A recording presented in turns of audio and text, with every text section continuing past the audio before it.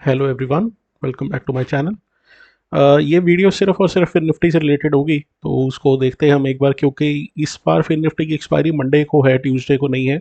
Tuesday को public holiday होने के कारण तो कल के दिन हमारी फिन निफ्टी की एक्सपायरी है। एक दो चीज़ें मैं पहले वीडियो शुरू करने से पहले आपको अपडेट दे दूं। जो न्यूज़ सुबह सुबह आज ऑफिशियल हो गई है, इसके बारे में र्यूमर्स तो पीछे चल रहे थे। वो ये था कि डेलॉयट एक कंपनी है, ऑडिटिंग फर्म है, इन्होंने अदानी पोर्ट्स, सिर्फ और सिर्फ अदानी पोर्ट्स की बात कर रहा हूँ मैं, अदानी पोर्ट्स के पास से रेसिग्नेशन दे दिया है।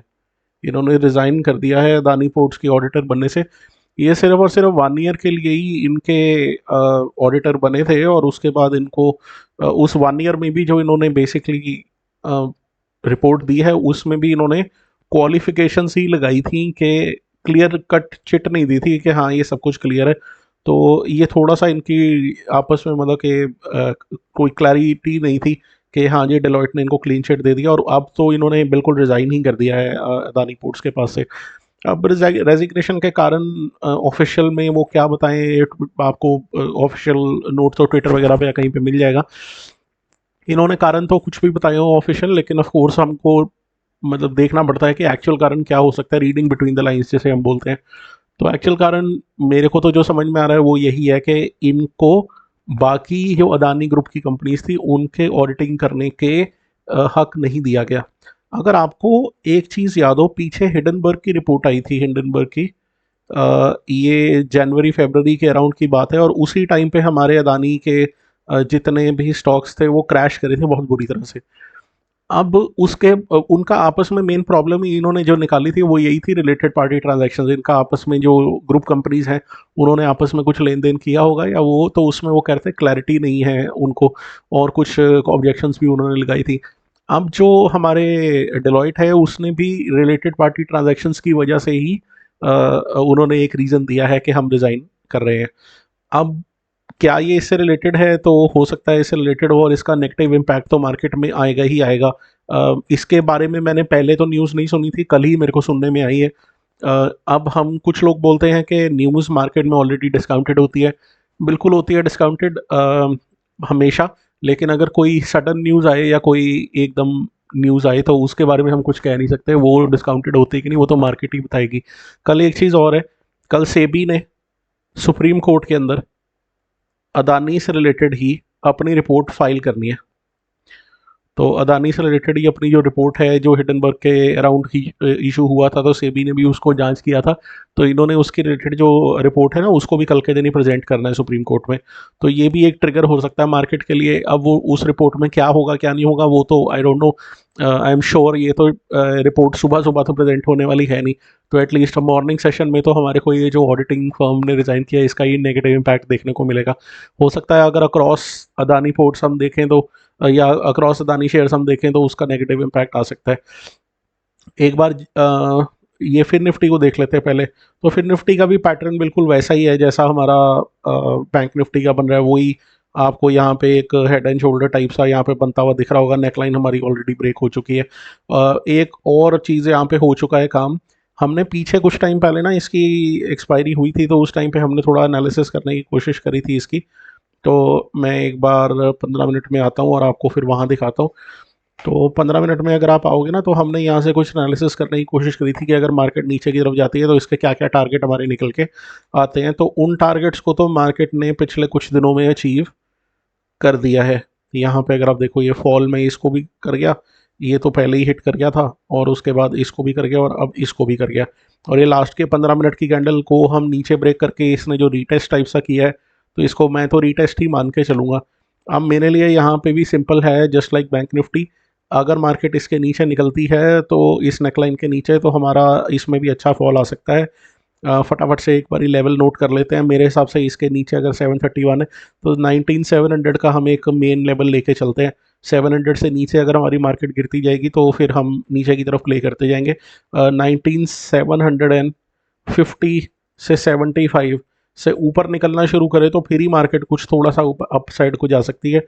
पर उसके इमीडिएट ऊपर 19800 है, तो उसके बाद 50 पॉइंट्स 19851 हमारा ऑलरेडी एक रेजिस्टेंस है।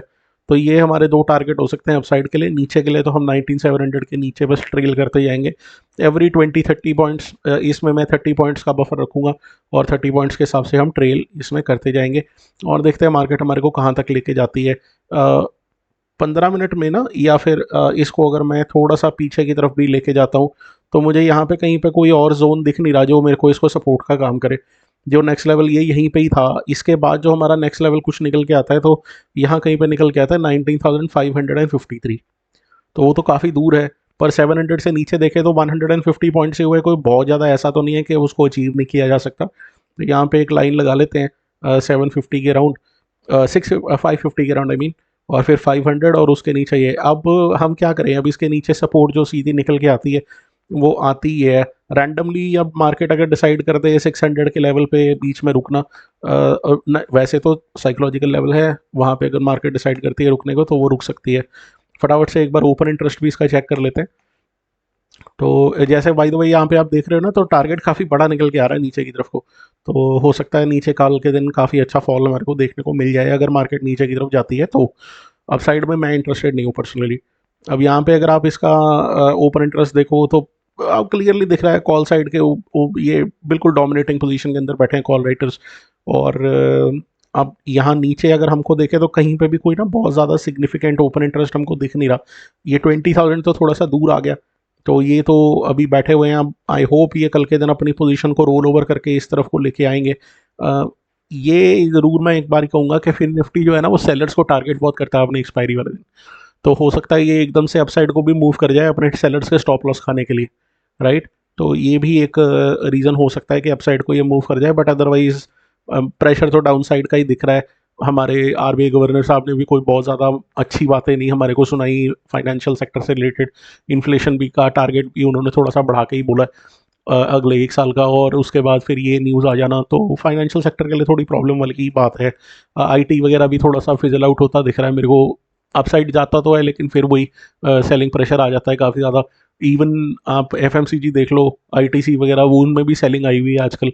तो ऐसा मुझे कोई स्टॉक दिख नहीं रहा। डिफेंसिव सेक्टर्स में फिर हमारा वही बचता है मेडिकल सेक्टर। तो वो अपने आप में कितना रैली करेगा, वो थोड़ा सा डिफेंड कर सकता है, बट ओवरऑल अगर सारे ही सेक्टर्स अगर नेगेटिव में रहेंगे तो फिर अच्छा रिलायंस भी थोड़ा ऊपर एक बार खुलता तो नीचे को ही है, उसके बाद कोशिश ज़रूर कर रहा है ऊपर जाने के ऊपर। जिस दिन भी उसके अंदर ने डिसाइड कर लिया कि मैंने थोड़ा सा नीचे आज के दिन वीक रहना है तो उस दिन फिर बहुत सारी प्रॉब्लम आ सकती है हमारे लिए। तो इसको नीचे की तरफ जाना ही चाहिए मेरे हिसाब से। तो बाकी तो मार्केट ही बताएगी हमारे को वही सुप्रीम है।